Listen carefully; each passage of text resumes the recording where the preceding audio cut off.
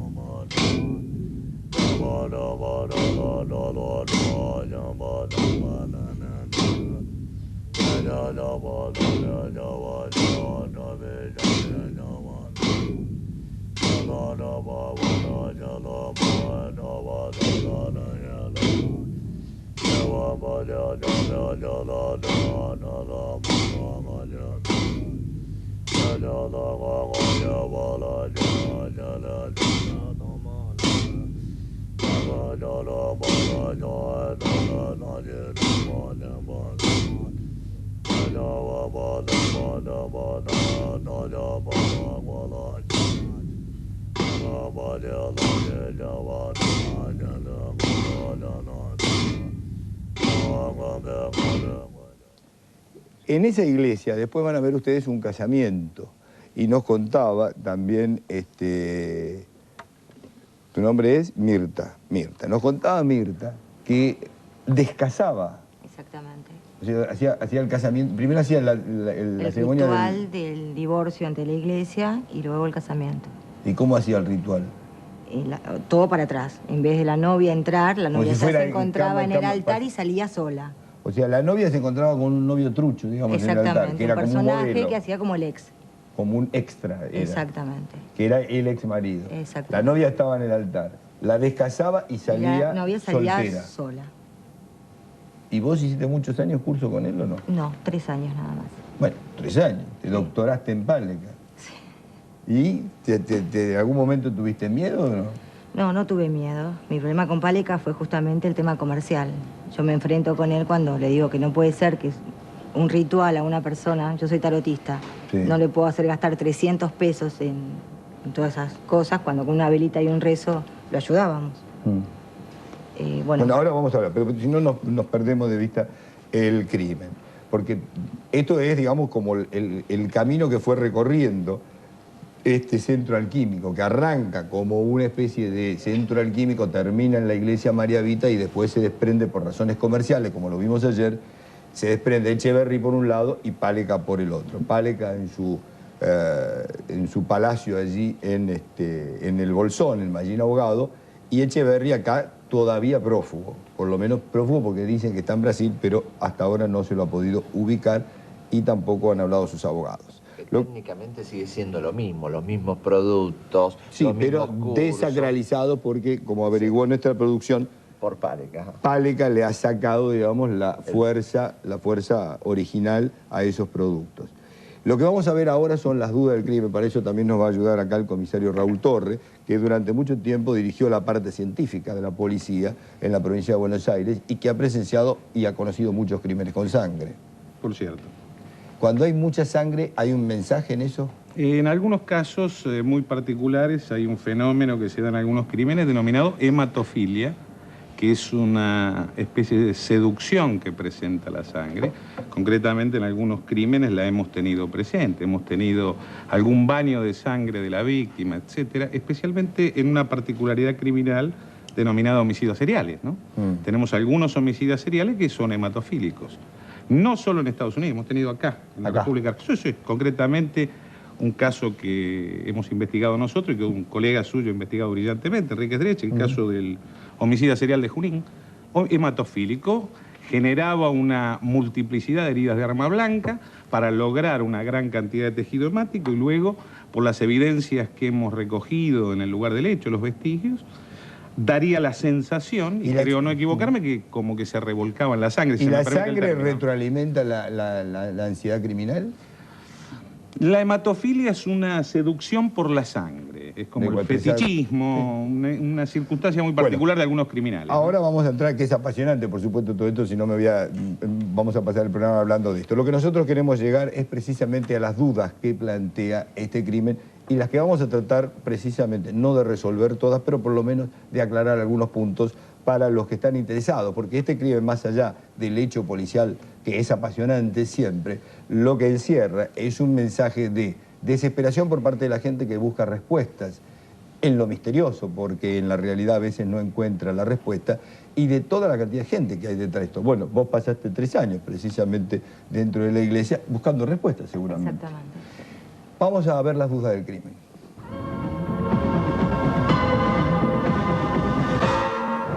Las preguntas sin respuestas que dejó el crimen satánico de Saavedra.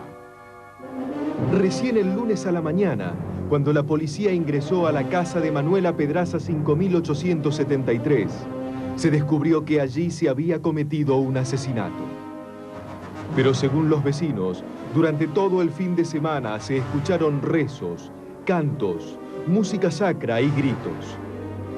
Entonces, realmente, ¿qué día Silvina y Gabriela Vázquez mataron a su padre Juan Carlos?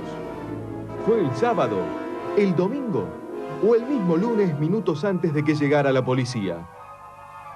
En una pequeña habitación, en el primer piso de la casa, la policía halló un colchón en el suelo junto a 2 camas, lo que llevó a suponer a los investigadores que padre e hijas compartieron la habitación durante los últimos días. ¿Hubo incesto? Y si hubo, ¿quién inició a los otros? ¿Fue el padre a sus hijas o fue al revés? Si fue el padre quien inició a sus hijas, ¿el asesinato podría entenderse como una venganza?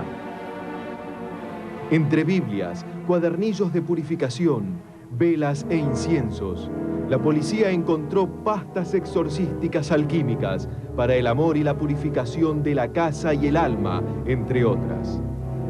Estos frascos se encuentran en el laboratorio técnico de la policía para su análisis. ¿Es posible que hubiera droga en estos frascos?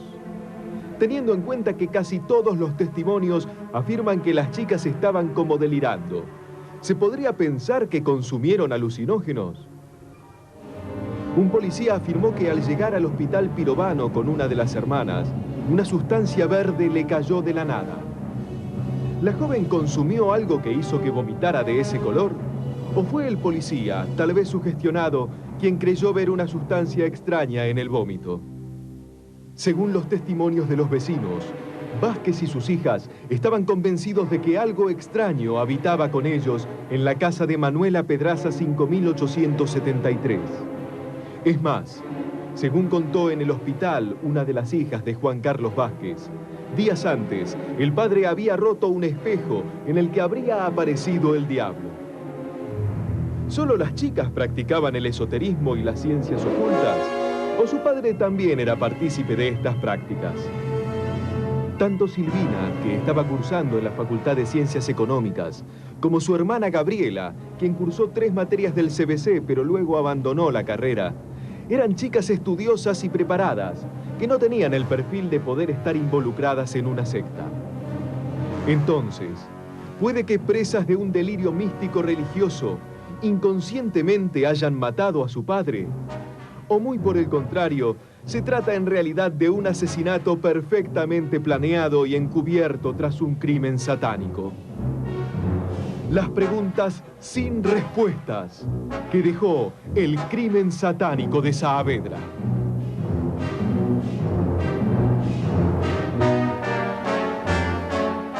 Bueno, Vanessa, vos sos vecina. ¿Vecina a cuántos metros de donde vivían los barrios? Al lado. Pegado. Pegado. ¿Cuánto tiempo hace que vivían ellos allá y que vos tenías contacto con ellos, por lo menos? Es decir, ¿se saludaban habitualmente? Y según los dueños, porque yo no sé, yo estoy hace un año ahí, 3 años. ¿Y vos, de todo esto, oíste algo? No, yo como ver no vi nada, pero sí ¿Oír? escuché, sí. ¿Qué escuchaste? Y gritos. ¿Pero el día del crimen o antes también? No, el día del crimen. ¿Pero nunca habías oído discusiones ni peleas? Sí, discusiones sí. ¿Discusiones típicas de una...? Sí, de una familia, o sea, normal, ¿no? Como puede tener cualquiera. ¿Y a las chicas las veías y eran normales? Y sí, eran lo que aparentaban, sí. ¿Y vos tenías, nunca llegaste a ser amiga de ninguna de ellas, sino simplemente vecina? ¿No tenían contacto con gente del barrio? Vecina, yo vecina. Hola, hola. Hola y chao. ¿Quién hacía las compras? ¿No tenés idea? No tengo idea. Sé que salían, pero bueno, no sé si hacían compras o no. ¿Y las peleas que se escuchaban eran, digamos, de a menudo las peleas o eran ocasionales, como puede pasar en cualquier caso? ¿Cómo puede pasar en cualquier casa? ¿Y el día de los gritos, cuántas horas antes empezaste a oír los gritos? Y alrededor de las 9 de la mañana. ¿El crimen fue a qué hora? Cuando llegó la policía, ¿a qué hora era? Y las 12 era más o menos. ¿Qué escuchabas vos? Y... ¿Qué tipo de gritos? ¿Cantos? ¿Cantaban el Padre Nuestro? No, rezos y qué bueno... rezos? ¿No sabés si era tipo Padre Nuestro? Padre Nuestro, sí. O Ave María, esos los que Sí. uno conoce habitualmente. Sí. ¿Pero los tres lo cantaban? ¿Las chicas la cantaban? Yo escuché a las chicas, al padre no. ¿Y era la primera vez que vos lo escuchabas? ¿Los rezos? Sí. Y a veces se escuchaban también. Vos te escuchabas a menudo los rezos. Sí. Siempre cantados. Sí. ¿Y el día de los gritos de quién eran? ¿De las chicas o del padre? Y del padre, el padre gritaba mucho, sí. Fabiana Menini es amiga de Silvina hace unos años, que dejó de verla, de Gabriela, más que de Gabriela que de Silvina. Gabriela. Pero vos la conocías a las dos. Las conocí a las dos. Hace un rato yo estaba hablando con Margarita Fernández, que era vecina de ella cuando estaba en Lomas del Mirador. Y Margarita Fernández me dijo que Gabriela era como la oveja negra de la familia. Que se drogaba, que le había llevado a su hija a la droga, y vos eras amiga de ella. Contame, ¿eso es verdad o es mentira? A mí no me consta que Gabriela se haya drogado. A mí no me consta. Margarita hubiera cuidado a su hija. Nadie puede culpar a nadie de hacerse cargo de... Cada uno hace lo que tiene que hacer. O sea, que yo vos podía eras estar amiga con de Gabriela Gabriela y nunca me drogué. Y Graciela estaba con Gabriela y se drogaba, no sé. Ahora, digamos, a vos nunca te sorprendió nada raro, ningún gesto, ninguna actitud. No, Gabriela era muy tímida. Gabriela era muy tímida, hasta tartamudeaba cuando hablaba de la timidez que tenía. Ibas a comprar una tabla de cigarrillos y tartamudeaba. Te preguntaba, ¿qué eres? De lo vergonzosa que era, porque a veces estábamos hablando las dos y no tartamudeaba. O sea que no te da el perfil, cuando vos te enteraste, por supuesto, te pareció horrible. Horroroso. Y nunca podés suponer que ella estuviera... Pero Silvina era muy chica cuando vos... Silvina, cuando yo la conocí, estaba en la panza de la mamá. ¿Cómo en la panza de la mamá? Estaba en la panza de la mamá. ¿Y cuánto Todavía no había tenés vos? nacido. 29. Claro. Sí. La misma edad que Gabriela. Claro. La edad de Gabriela. O sea que evidentemente la conociste mucho tiempo. ¿Pero Silvina te parecía diferente a Gabriela o no? No, eran las dos buenas. Silvina era muy tranquila, era una gorda, tranquila, que le hacíamos los deberes con Gabriela, mal. De chicas normales, va. Normales. Una familia normal. Absolutamente normales. Yo tengo otra hipótesis. Sí. Sobre lo que vos mostraste, que me gustaría, o en este bloque o en el otro, explicar en base a lo que yo creo que pasó en base a tantos años de trabajar en el tema de cultos. ¿Creen que lo plantee ahora? No, me gusta primero que el comisario me ayude a plantearlo, porque si no, después no llegamos. Ahí estamos hablando de un perfil normal, chicas normales, como cualquiera, y empieza a plantearse la idea, primero, de incesto, de alucinaciones, de este tipo de cosas. ¿En cuánto tiempo, digamos, se transforma una personalidad que puede estar dominada por un culto o por dependencia psicológica? Por un culto, acá el señor Silleta tiene más autoridad que yo probablemente, pero generalmente lleva algún tiempo, es lo que comúnmente se llama lavado de cerebro, ¿verdad? Ahora, por efecto, insisto, a mí no me gustaría opinar de este caso en particular porque está en manos de mis colegas de la Policía Federal, o sea que está en muy buenas manos, por cierto, y seguramente estarán esperando el resultado de algunas pericias de toxicología que se deben estar haciendo en este momento, tanto sobre quienes están vivas como quien ya no lo está. Pero hay algunos detalles. A ver, vamos a ir repasando. 100 puñaladas, ¿qué quiere decir? Y 100 puñaladas, un viejo policía diría que hay una cuestión pasional. Pasional. Sí, sí. Ahí se habla de incesto. Será algo que seguramente estarán investigando, ¿no? 100 puñaladas, usted dice que es pasional, ¿por qué? Porque hay mucho odio. No, yo no lo afirmo, pero normalmente pero es un patrón que se da cuando nosotros tenemos una multiplicidad de herida de arma blanca. Una de las primeras lecciones que conocemos quienes investigamos homicidios, que gran cantidad de armas blancas en zona pectoral, por ejemplo, son indicativas de una cuestión pasional. Y usted vea los grandes crímenes que hemos tenido con multiplicidad de herida de arma blanca, lamentablemente la muerte de la chiquita esta, Gisela Carolina Ló, por ejemplo, que ha sido juzgado hace poco. Sebastián. Otro caso que entiendo que va a ir a juicio oral en algún momento, la monja esa católica con su alguna relación que podría haber, no del todo normal, donde tenemos 130 puñaladas y aquí tenemos 100. La multiplicidad de armas blancas normalmente indica un axioma relacionado con algo pasional. Ahora, esto no es una ciencia exacta, por supuesto, ¿no? Obvio. Entonces tenemos, digamos, la posibilidad de un incesto. Ahora, lo que muy claramente Vanessa nos cuenta es que ese día había rezos, cánticos en voz alta, en esto no hay ninguna duda, esto fue previo al crimen e inmediatamente después de los cantos, los gritos. Estamos de ahí como un indicio perfecto. ¿Usted qué pista seguiría en ese caso? Asumamos que existe la posibilidad, existe la posibilidad, hipotéticamente, que haya existido el consumo de algún tóxico. Porque luego vamos a hablar de una otra cuestión que es el perfil psicológico o el criminal profiling, como llama el FBI, ¿no? Que es el perfil criminal del autor del hecho. Por ahora se lo estamos atribuyendo a cuestiones exógenas de alguna manera, una cuestión pasional que genera de alguna manera que se revele el ser humano, que aparezca ese animal encubierto que cualquiera puede tener, obviamente con una personalidad determinada. Luego, asumamos que una hipótesis razonable es pensar el consumo de un tóxico. Existen una serie de tóxicos que tienen la capacidad, aun cuando no exista una ingesta consuetudinaria, esto es, que se ingieren por primera vez, y voy a hablar concretamente de la dietilamida del ácido lisérgico, comúnmente conocida como LSD, que lleva a un estado similar al de la psicosis, donde inclusive el consumo de ese tipo de alucinógenos o de ese tipo de tóxicos ha sido grupal, porque siempre hay alguien al que se llama gurú, que tiene que estar cuidando del resto, precisamente porque se pierde absolutamente toda noción. Sí, yo en una oportunidad hablaba con un drogadito, bueno, pero esto es, hablaba con un drogadito y me decía, mirá, yo hacía dibujos con mi nariz en el aire y si después los rompía con la mano. Y soñaba que estaba tirado en una playa. Discúlpeme que abunde, pero lo mejor es más grave. No, está bien, es para entenderlo. Ahora. Luego, la tercera posibilidad es que nosotros tenemos que hablar de un perfil criminal sobre el que me imagino mis colegas de la Policía Federal, a quienes respeto muchísimo, estarán trabajando primero.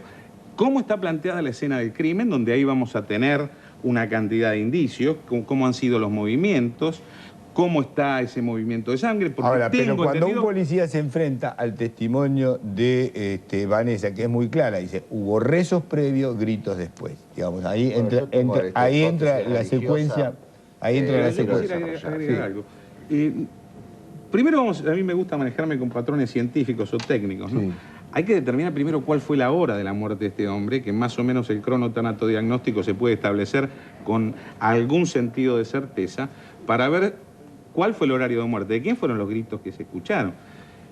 Sería razonable pensar en la intervención de alguna otra persona. Yo, si estuviera a cargo de una investigación de esta naturaleza, podría pensar que podría haber más de 2 personas. A lo mejor la Policía Federal ya ha agotado esta posibilidad, ¿no es cierto?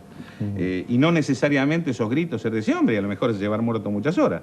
Hay que ver el estado tanatológico que fue encontrado el cadáver, había rigor mortis, había desaparecido. O sea, hay muchas cosas para ver en la escena del crimen y en el cadáver, que estos dos ámbitos van a aportar muchísima información, ¿no? Discúlpeme.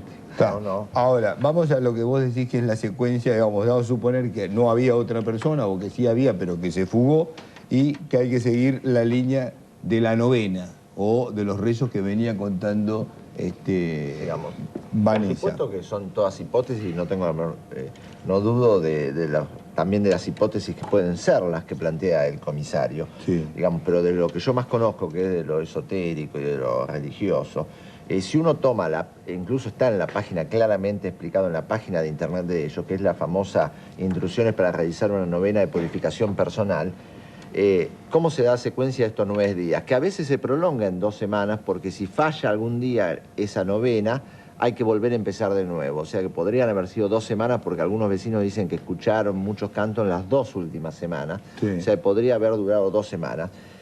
Una de las cosas déjame preguntarle a Liana, que es nuestra experta en novenas, a ver cómo es una novena convencional. Es una novena convencional, por lo menos para el cristianismo, nada tiene que ver con una novena de este grupo Transmutar, porque por lo que escuchaba de todos ellos que saben de esto, en Transmutar escriben en un papel el deseo que necesitan realizar, y en la novena cristiana esto nada tiene que ver con un recogimiento y con una oración que comienza el día de una virgen. Generalmente se hace a las vírgenes y excepcionalmente se puede hacer con santos también, pero empieza el día de una virgen durante 9 días. Según la virgen y el ofrecimiento que uno hace, puede ser rezar el rosario durante 9 días, puede ser rezar la oración específica de esa virgen durante 9 días. Que no tiene nada que ver con lo que propone Páleca, de alguna manera, toma muchos elementos de lo que es una novena pero ¿cómo católica deriva en el crimen, pero, digamos? Por ejemplo, datos interesantes. Por ejemplo, dice, hay que elegir un lugar tranquilo. Cuando los policías dicen que encuentran ese colchón y ese lugar, ellos recomiendan el baño como un lugar tranquilo para comenzar a hacer la liberación de la casa o de la persona. Ellos podrían haber elegido el dormitorio porque ponen los 3 colchones como para dormir todos ahí juntos. Después piden que hay que hacerlo con la menor cantidad de ropa posible. Ellos estaban desnudos. O sea, menos ropa mejor, porque es más fácil para recibir las energías positivas y todo eso, con todos los inciensos, saumerios, más todos los cantos, que habitualmente es el Padre Nuestro, en el caso de acá de Transmutar, el Ave María y el Gloria, y algunos salmos. Después... A ver, espera, ¿vos hiciste alguna novena? Muchas. ¿Y con esas características? Algunas. Algunas. Sí. No escritas, como dijo ella, sí, pidiendo. O sea, un Padre Nuestro, una Ave María, el pedido y 9 glorias, que son 9 días. Y después 9 días de agradecimiento. ¿Y usabas también los elementos de alquimia? También usé. Y no mataron a nadie. Y no maté a nadie. Bueno, porque acá estamos partiendo... A lo mejor no la agarraron todavía, a lo mejor no nos enteramos, nunca Lo que quiero decir es que hay un elemento disparador, evidentemente, de otra naturaleza.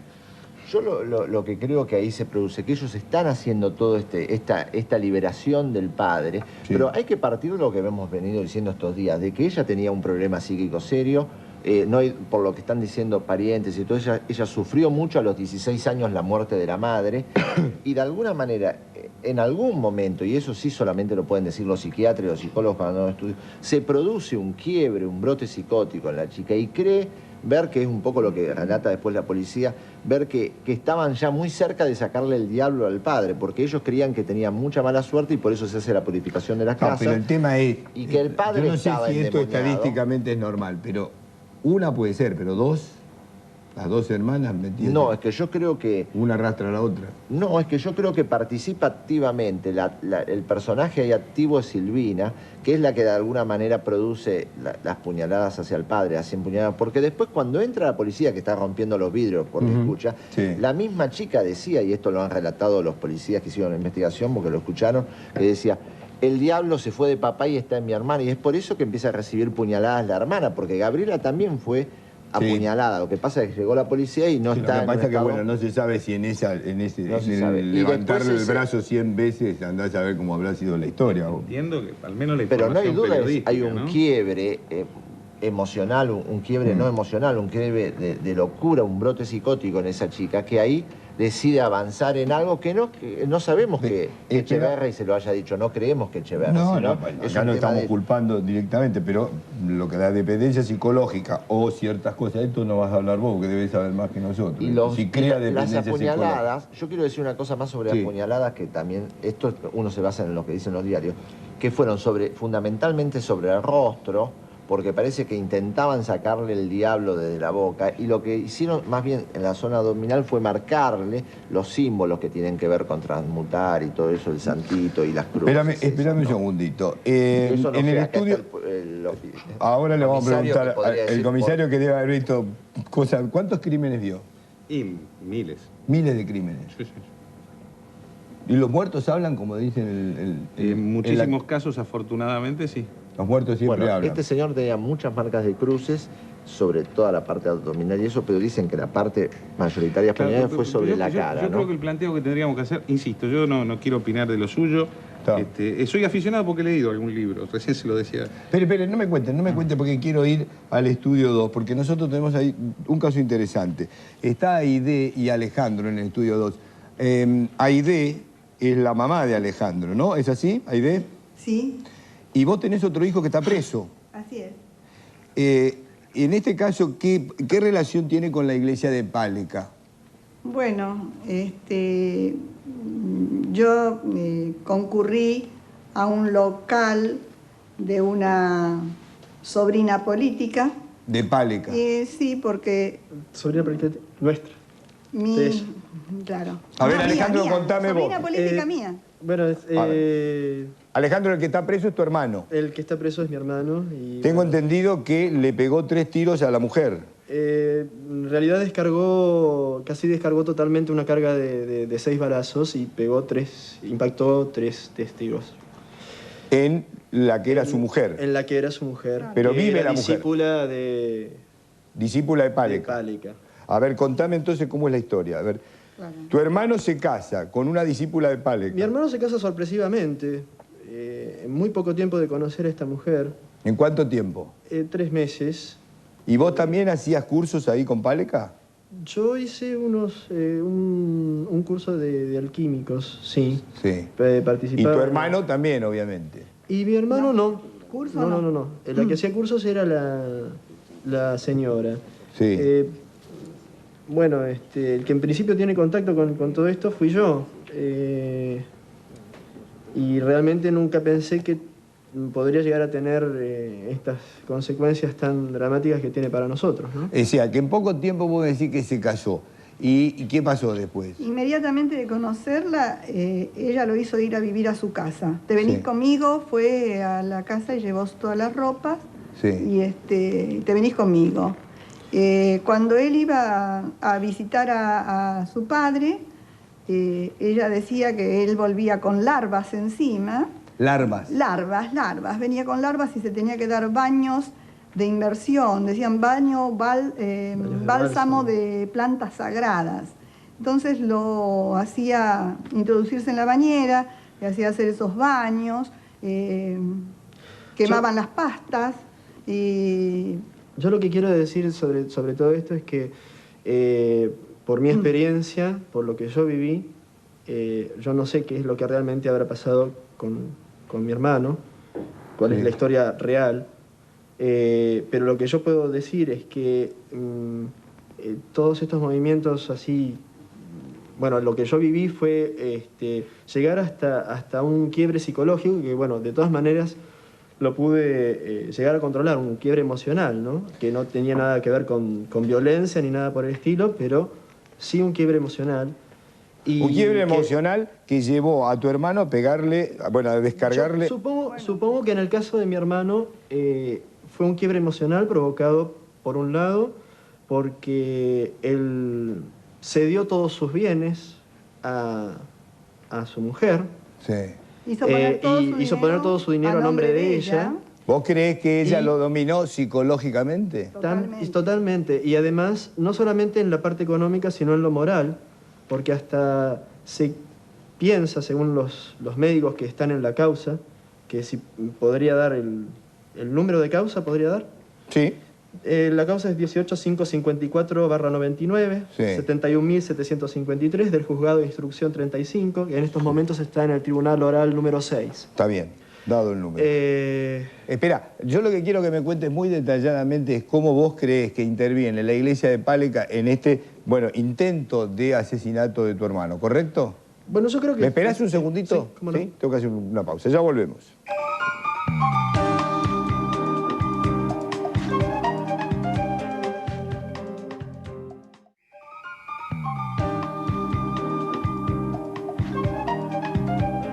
callan un segundito, por favor.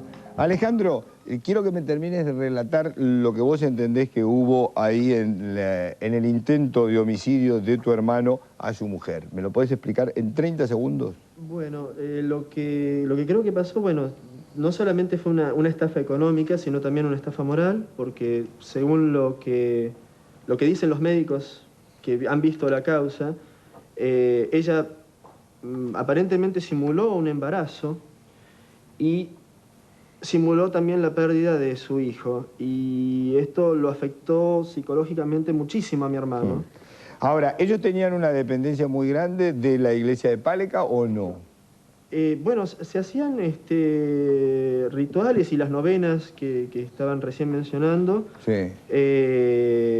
O sea, no más que otra, ¿no? Pero digamos, no más que lo que le podía haber pasado en tu caso, por ejemplo. ¿Cierto? No más. Pero de todas maneras, yo te digo que lo que yo viví fue una situación de mucha fantasía en la cual muchas personas crearon una situación no real y en la cual yo creía, o sea, yo me sentí que estaba viviendo una situación real y que en realidad era una fantasía. Una fantasía. Exactamente. Una fantasía, bueno, que en este caso se mezcló con un tema de intereses y de amores no correspondidos. Bueno, digamos, esto pasa sin necesidad de que intervenga una iglesia por medio, este tipo de intentos de crímenes, porque mujeres simulan... Se aprovechan de las pasiones y de las emociones humanas, saben dónde buscar y dónde aprovechar las partes tanto oscuras o buenas de una persona, para su provecho, obviamente. ¿Vos coincidís un poco con ese diagnóstico? Sí. O sea, digamos, hay una captación que va más allá de lo religioso. Exactamente. Creo que cuando ellos se dan cuenta, no porque yo sea muy inteligente, pero como que me lo enfrentaba, una vez me dijo, si usted sabe más que yo, pase adelante. Le dije, yo no lo quise ofender. En un grupo sectario se permite la interrogación al líder. La palabra del líder es sagrada. O sea, vos te enfrentaste con el poder, digamos. Bueno, sí.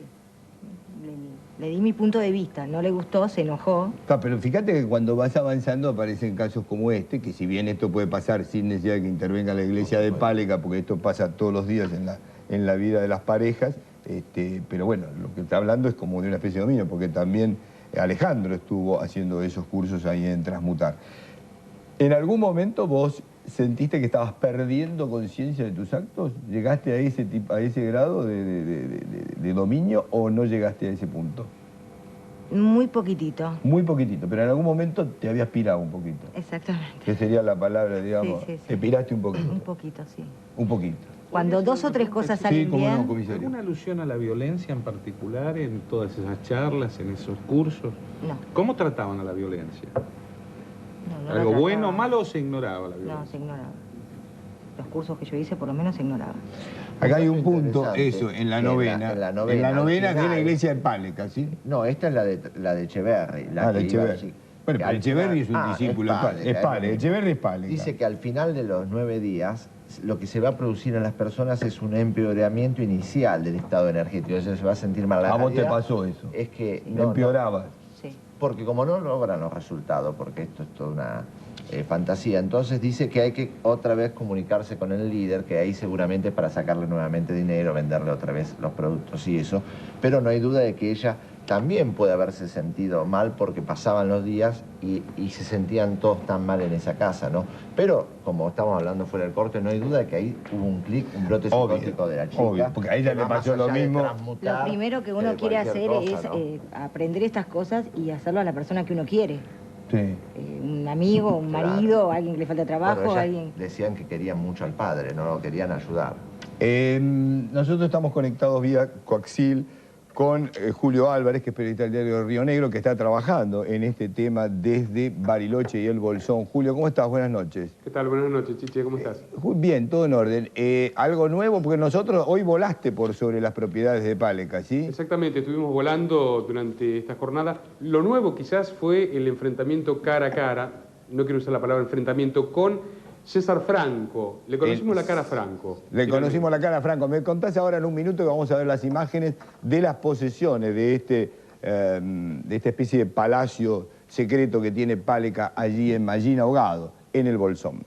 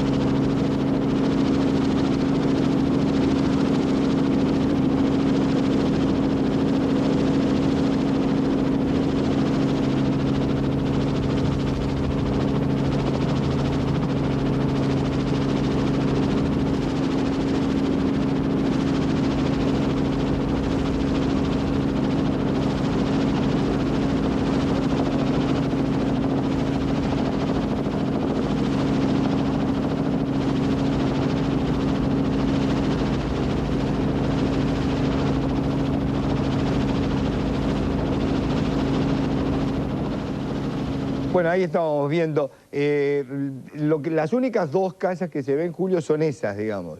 No, hay más, Chiche. Hay más, hay otras más. Sí, además, no se alcanzaban a ver porque estaban dentro del follaje. Sí. Lo que se ve en un primer plano y quizás más cercano es una torre octogonal con vidrios espejados. Eso lo alcanzamos a verlo directamente cuando estuvimos... Que es de allí. donde controlan la historia, digamos, me parece. Entendemos que sí, y quizás está la presunción de que allí esté ubicado lo que sería el laboratorio, donde elaboran todo este tipo de sustancias, ungüentos y cremas. ¿Me esperás un segundito, Julio? Porque quiero que compartas con nosotros también las imágenes. Nosotros somos el único medio que tiene un casamiento dentro de esta iglesia María Vita.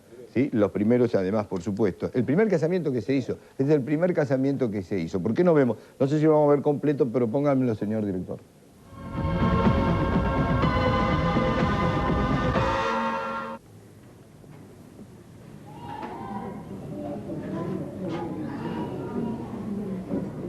Pueden tomar asiento.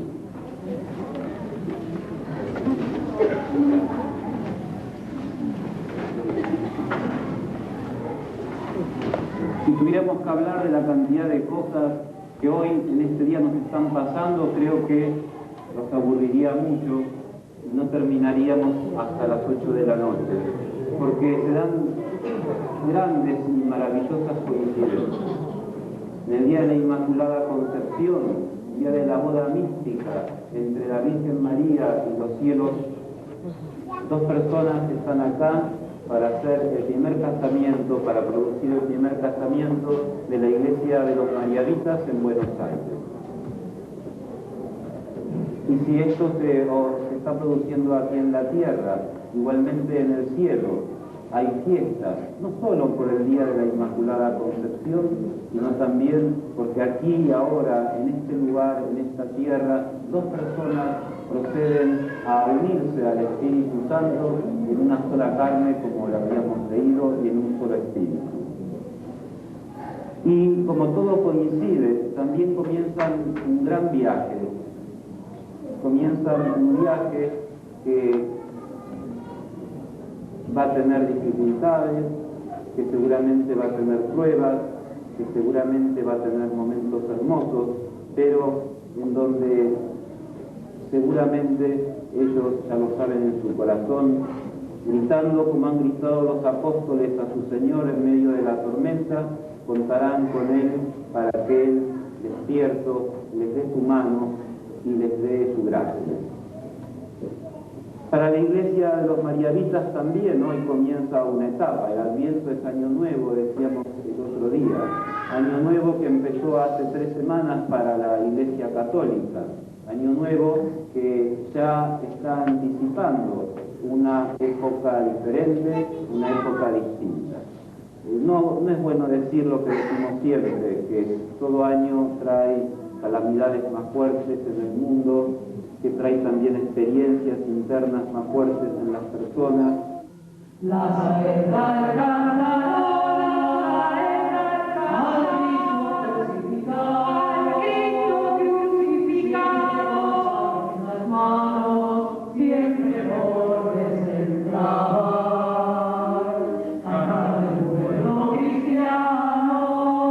Bueno, eso es Balcarce y México. Era otra iglesia. Una de las iglesias sí quedaban. ¿Pero cuántas iglesias tiene? Lo que pasa es que no todas son iglesias. Perú 840 es una casa donde en principio se daban los cursos, se vendía, había buffet, todo. Sí. Después pasamos a Bolívar, que era mucho más grande, que ahí es donde estuvo la periodista de Gente, que la sacaron volando. Y en Balcarce se daban estas misas. ¿Vos estuviste en el momento de la ruptura entre Echeverri y Pálica? ¿Vos llegaste después? Yo lo conozco después. Lo conocés a Pálica. Cuando ya estaba cada uno por su lado. ¿Escuchaste hablar qué decía de Echeverri? No. ¿O nunca hablaba él? No, estaba muerto para el Echeverri. No existía. Y le había quitado la plata, ¿no? Espera, déjame cerrar con Julio. Julio, sí. Algo nuevo rapidito que estoy con poco tiempo. Nos encontramos con César Franco cara a cara esta mañana allí en la zona de Machín Ahogado. César era el servidor de Pálica. Exactamente, el mismo que dialogó con nosotros hace 2 noches atrás. Estaba regando el césped cuando llegamos hacia el lugar y estaba muy molesto, convengamos con la prensa. Agarrado al alambrado, decía que, moviendo por supuesto el alambrado frente a la cara del periodista, diciendo que eso no era un campo de concentración, hizo público un comunicado, un mensaje, más de lo mismo, donde se habla de la jerarquía de Monseñor Páleca dentro de la Iglesia Mariavita Argentina. Y hoy también nos recordaban una denuncia hecha por los mapuches de la región, porque la Iglesia Mariavita Argentina, o mejor dicho, la misión María Reina de las Flores, tenía un museo llamado Patagonia Mística en la zona del Río Azul, cercana a Machín Ahogado, muy cerca de donde está lo que es la misión. En este museo, comandado por un antropólogo, recordemos que Claudio Páleca también es antropólogo, habían pectorales de mapuches, y hace aproximadamente 4 años atrás, o 5, se hizo en la zona del Bolsón una reunión de comunidades aborígenes. Precisamente los aborígenes se acercaron al lugar a repudiar porque consideraban que había habido en algún momento dado una profanación de las tumbas de sus ancestros. Después se supo Julio, se me termina el tiempo. Te mando un abrazo, el lunes la seguimos, ¿sí? Listo, lo seguimos el lunes. Mirá que tenemos todavía mucho que investigar. Vamos a hacer un pequeño corte. Cuando volvamos, vamos a parar este tema porque tenemos que aclarar un misterio, el misterio de Yvonne Fitzgerald Kennedy. Hay 2 misterios ahí. Uno, el del sobre, y otro, el del personaje. En uno mismo, Páleca se presenta como etnopsiquiatra, o sea, mezcla Freud con los mapuches. Y son curros, qué sé yo. Vamos a un pequeño corte y ya volvemos.